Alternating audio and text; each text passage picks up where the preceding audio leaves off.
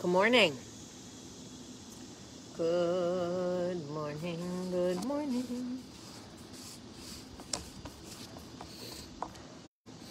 Good morning, everybody. It is Thursday. You know what that means. It is a new episode of the Tell Me What to Do podcast is out now. I listened to it this morning on my morning walk before I got ready on the bad girl phase. I laughed at my insanity. I don't know how many of you have listened yet, but if you heard the story about what I did to the girl in college, I promise I'm not the same person. Yes, I get Starbucks every morning. Yes. My husband drops the kids off at school, comes back, picks me up, and takes me on a date. We drop off the dog together, and then we go to Starbucks.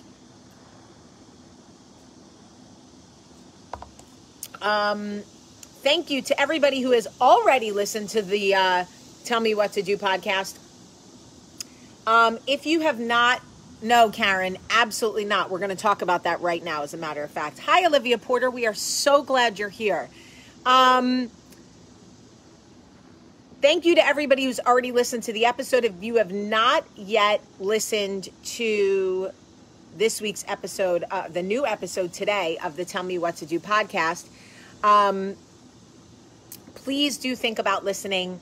Obviously, numbers on day one are really important. People love to see day one numbers. So if you could make 30 minutes of your day and listen to the podcast while you're walking, putting away groceries, emptying the dishwasher, folding laundry, pooping, whatever you're doing, I would really be grateful. What is the podcast, you ask?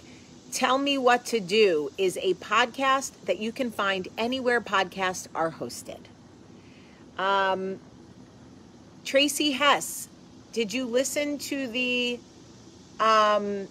you listen to all the podcasts and you don't know who punched me? Don't tell her, y'all. You got to listen to the one about ending friendships and ending relationships. It's in there. Darcy says, where can we listen to the podcast? Hi, Darcy. If you have an iPhone, you can listen to it right on your podcast app. Just search Tell Me What to Do with Jamie Premack Sullivan. If you don't have an iPhone, you can literally just go to Google and Google Tell Me What to Do with Jamie Premack Sullivan. It'll give you all the apps. It's on Spotify, it's on iHeart, it's on Google Play, Apple, all of that. So anyway, thank you guys. Thursdays are a big day. I'm recording another episode of the podcast today, which is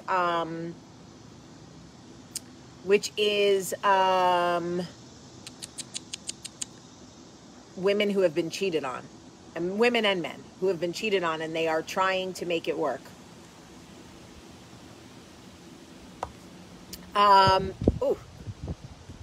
Did y'all just see that wind come through? Okay, now go tell it on the mountain. Yes, I talked to the girls from the old show, most of them. Anyway, the family abandonment episode, maybe that's it. Anyway, okay, I want to talk to you about parenting during the Karen era. For those of you who do not know what a Karen is, a Karen these days is a white woman who acts a damn fool in public, typically associated with some sort of racism or some sort of entitlement. And they got labeled Karens because Karen is typically a white name. It just is. So when other races were trying to think of a word that would blanket all sort of white women, what's a name that we could pretty much guarantee is a white name? They went with Karen. Let me say this. Not all Karens are assholes. I would like to say that I know many of Karens who are lovely, and I feel terrible that their name is associated with doohickey and malarkey, okay? One of my best friends from growing, Karen Stanker from Freehold, I love her very much. Karens are lovely, but Such is life. This is what it is. I know. Karen's like, it makes it hard on actual Karens. Karen Shambles. I'm a pretty chill Karen. Not all Nancys are negative. Not all Jamies are crying. There's a lot. We could all, what's the male version of Karen? I think it's Chad. No, it's not like a Felicia. Felicia was Black and Friday. Right? Anyway. So let me be very clear that most Karens are lovely. Actual Karens, or people named Karen, are not actually Karens, right? But I want to talk to you about parenting in the Karen era, because our children are exposed to like the worst behavior of, let's be honest, white women right now. My children think it's so funny to watch YouTube videos of Karens freaking out and shitting on people and going, she's a Karen. She's a Karen. Now, you know me. I can't let that shit go. I cannot just walk through my kitchen and be like, oh, are we watching YouTube videos of people freaking out and Karen? Right? So yesterday, yeah, here comes the coffee talk moment for Jamie's children, and I'm sure they are over my mouth. So I sit them down and I explain to them, you realize that there are real repercussions on both sides for this behavior. This behavior is not a joke. It's not funny. It's disruptive. It's unsettling. It's harmful. It's distressing for the white people. Do you see them? Their fucking blood pressure's up to here. They're freaking out. They're creating false narratives. They're throwing food on the floor in the grocery store. They're spitting on people. They refuse to wear masks. And then the people of different races, the Indian people, the Black people, the Hispanic people, are profiled, are targeted, are hurt, are sad, are often approached by the police. These are real situations. And my kids are like, Mom, it's just YouTube videos. No, it's not. It is not just YouTube videos. It is not just a joke. It is not just a word. It is not just a laugh. It is real, actual situations, Olivia, Max, and Charlie, where there is fear-mongering on one side and white people feel like they can't walk anywhere or do anything. The Black people are coming to get us. And the Black people are like, can I breathe? Can I walk? Can I jog? Can I paint? Can I stand outside my house? Can I live? I don't know what to do. And so on every side, everyone's like, right? It's very, very harmful. The whole culture of it is harmful. What we've done as a society is we've made it funny so we can handle the pain, because that's what we do, right? When something is hurtful, we turn it into jokes. We make it funny. We make it, Karen, right? But it's not fucking funny. And I told my kids, sorry. Yeah, Jerry said, my kid said I'm not fun because I turn everything into a lesson. My kids already know. When Mom says, shut off the TV and come to the table, they're like, fucking coffee talk. Yeah, get your ass to the table because we're about to talk. Even Michael tries to sneak away. I'm like, come over here. I don't have to teach my kids about racism.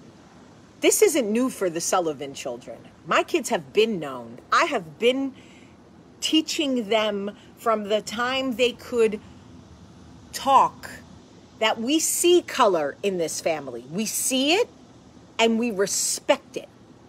We're not colorblind. We're not going to go through life and be like, I don't see color. That's some bullshit. We see it and we respect it. We keep our hands to ourselves. We don't try to touch people's hair. We don't comment on other people's names. We don't say stupid shit about like, what country did you come from? Like, no, you just respect people. My kids know this isn't new for them, but what is new for them is this like jokey, like, hey, everybody's a Karen and everybody's there. No, stop. Because I'm mature enough to understand that sometimes you can laugh. There is time for laughter in pain, sure. Absolutely. You gotta laugh sometimes. But y'all, our children are watching us. Every single day, they are watching us. They are paying attention to what we think is acceptable, what we encourage, what we turn a blind eye to. I wish every day when I pray to God, I say like, dear God, thank you for the faith and fellowship between me and my husband. That is the first sentence. I cannot speak today, Lord.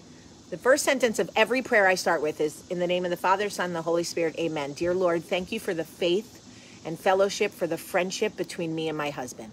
Continue to strengthen us as a team. Lord, thank you for the health and happiness of my children, Lord. Please keep them covered, keep them healthy and happy, Lord. That is all I care about. Lord, please let a bitch try me in public. Please, Lord.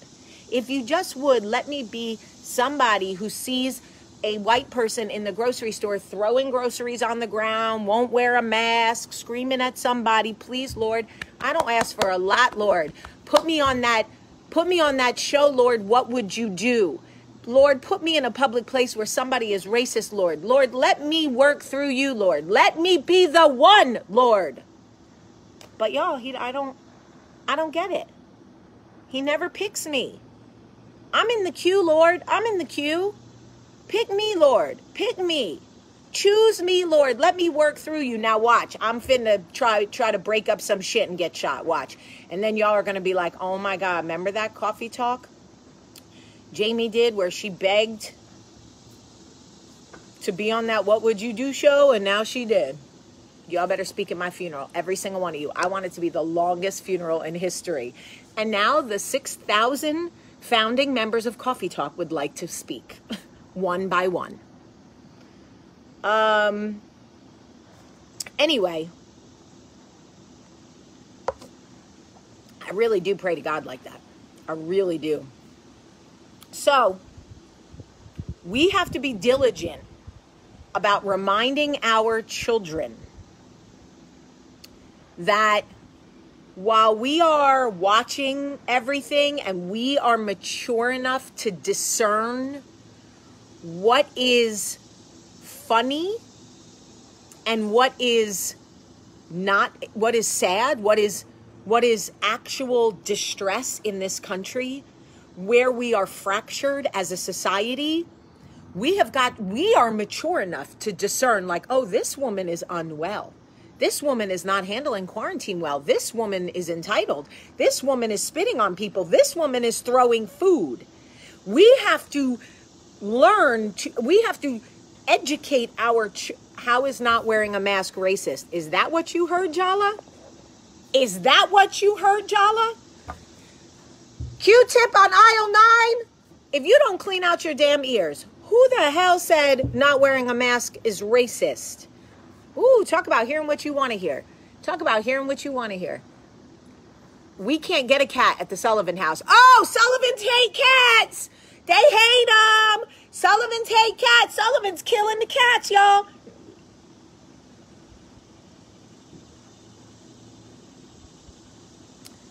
What I'm saying is we need to teach our children that, because we are mature enough to understand what is distress and what is comedy.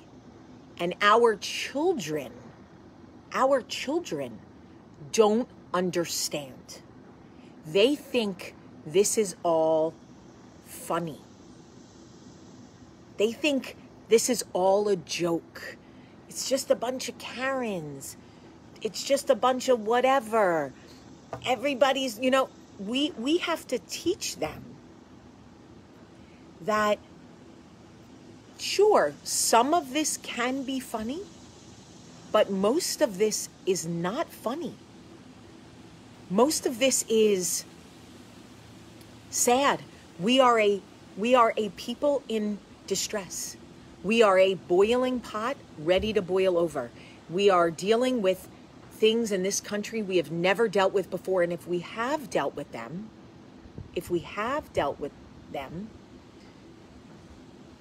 we have not dealt with them all at the same time. I love you, Karen, all my Karens. Right now, this is a lot. And we have a pandemic on top of it, and people are struggling financially, and people are dying. Y'all, we are going to be at 200,000 people dead, okay, by like Thanksgiving. This is scary. And I know that in the big picture, to however many million people live in America, 60 million or whatever it is, I don't know, 200,000 doesn't seem like a lot. But 200,000 is a lot of Americans. It's not funny. And I love you. I don't want my friends, you guys, when I do this, that means y'all. I don't want you in distress. I don't want you sad. I don't want you sick. I don't want you fighting with people. I don't want, I keep praying. I keep hoping. But y'all, we got to teach our children. We have to teach our children what is appropriate behavior and point out when it's not funny. Even if it's our own race. Even if it's our own race. I know it's hard. I know you want to, okay, thank you, Lori. I don't know how many people live in the United States. Clearly, I was way off. We have 360 million people in this country. Damn, no wonder why it's hot. It's crowded. Some of y'all moved to Canada.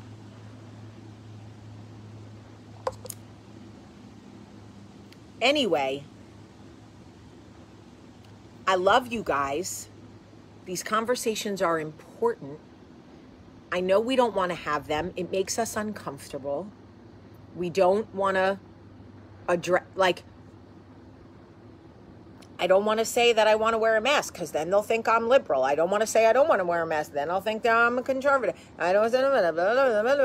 No. Forget all that. Forget all that. It starts at home. Our children are watching. And I know you're tired, moms and dads. I'm speaking directly to you right now. I know you're tired. You have been nurse, therapist, cook, fucking laundry woman, housekeeper, fucking everything. You have been everything to these children for, okay, right, y'all can't move to Canada because we're not allowed in. I don't know where y'all could go right now, but we'll figure it out. You have been everything. Now we're asked to be teachers. We're asked to be actual teachers in our kids' lives. We are tired, okay? And I know that when you hear your kids joking about Karens and whatever, you don't want to stop and parent again. It's a lot. It's a lot, Jamie. Can't I just let it go? Can I just let it go? Do I have to correct them? Do I have to teach a lesson, Jamie? I'm tired. Yes, you do. Yes, you do. This is your calling. Those children were gifted to you by God. They were entrusted to you by God, and you got this. You got this. We are all tired. Y'all, do you know what I wanted to do last night? I'm going to keep it 150. I'm going to keep it 150. I took a shower last night. I cleaned the kitchen. My kids were watching YouTube here in my living room because that's where we watch it, right here in my living room, so I can hear. We're not hiding in our bedrooms with YouTube. No, sir, we are not. So they were here in my living room. You know what I wanted to do? I wanted to go in my bedroom and scroll on Pinterest. That's what I wanted to do. I wanted to look at things on Pinterest that I will absolutely never do. Okay? I wanted to just look at recipes I'll never cook and look at outfits I'll never put together. And I just wanted to live vicariously through the people who know how to fucking Pinterest. That's all I wanted to do. Until I heard, Charlie, I'm Karen. I'm Karen. Oh, hell no. Nope. No. Look, you little blonde ass, blue-eyed heifer, sit down. Because now we're going to talk. I'm tired. But I am not any better, stronger, faster, harder than you. But I wanted the Pinterest, y'all. I just wanted the Pinterest. That's all I wanted to do. I just wanted the Pinterest. Pinterest shit I'll never do. But I can't. Because Charlie, y'all, Charlie thinks she's a comedian. Okay? And she'll be the chick out on the street like, I'm a Karen. Look, watch me throw this shit. Oh, hell no. Go sit down. Go sit down. And poor Max. Max is like, what did I do? I'm like, you know what? You didn't do anything. But you know how we roll. One person gets it. Everybody gets it in this house. Sit down. That's just the truth. But we have to do that. Okay? We have to. Shauna, if you screamed and you don't like the way it made you feel, I find that if you apologize for your behavior, your kids really get it. You can say, I don't apologize for being frustrated with your behavior, but I do apologize about the way I handled my frustration. Okay. Anyway, I love y'all. And I know that these conversations are not easy to have. And I know that when you come to Coffee Talk and you listen some of these videos, you're like, ugh, Jamie, this is annoying. I know, I'm annoyed. I'm tired of hearing the sound of my own voice. But I just want you to know that we have to. We have to. We just have to. All right, I have to go to work. And I'm drinking coffee and I'm trying to drink more water, and I'm drinking just water. It's in a recyclable made from plants bottle, and you can refill it, which I do all day. And by the way, just for a little insight, it says organic lemon infused spring water, and I'm just going to give you my opinion. It just smells like lemon. It doesn't taste like lemon.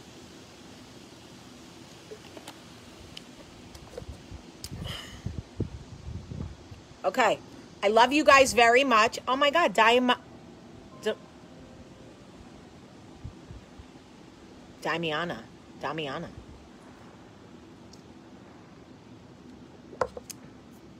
Everybody here, I love you. You can share this video if you want. I would appreciate it. You could share it. Some people need to hear it for reals.